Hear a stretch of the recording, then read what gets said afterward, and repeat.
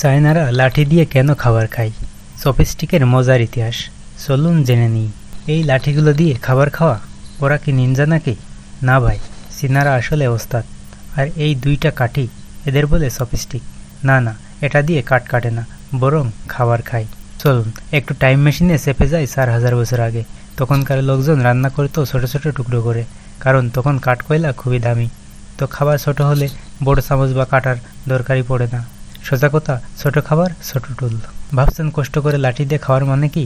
আরে ভাই, এটা শুধু খাওয়া না, এটা একটা আর্ট। হাতে যদি ফ্লেক্স থাকে তবে চপস্টিক দিয়ে চিপসও উঠানো সম্ভব। আর চপস্টিকের পেছনে দার্শনিক যুক্তিও আছে। কনফুসিয়াস বলেছিলেন ছুরি টেবিলে রাখা ঠিক না, সহিংসতা ছড়াই। তাই তিনি বলেন লাঠি আনো, খাবারে লাঠি অবশ্যই ব্যবহার করতে হবে। চপস্টিক দিয়ে খাওয়া মানে ধৈর্য, নৈপুণ্য আর স্টাইল। জাস্ট রাইস বা নুডলস না, চাইলে আঙ্গুর, এমনকি চীনাবাদামও উঠানো যায়। প্র্যাকটিস থাকলে সবই সম্ভব।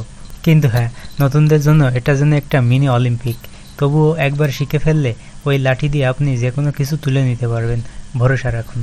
তাই যদি পরের বার কেউ জিজ্ঞেস করে চায়নারা খেতে লাঠি কেন ব্যবহার করে, উত্তর দেবেন কারণ ওরা খাওয়ার শিল্পী। ভালো লাগলে একটা লাইক দিন এবং কমেন্টে জানান আপনি চপস্টিক চালাতে পারেন কিনা। আর সাবস্ক্রাইব করতে ভুলবেন না, নইলে কনফুসিয়াস কিন্তু রাগ করবেন।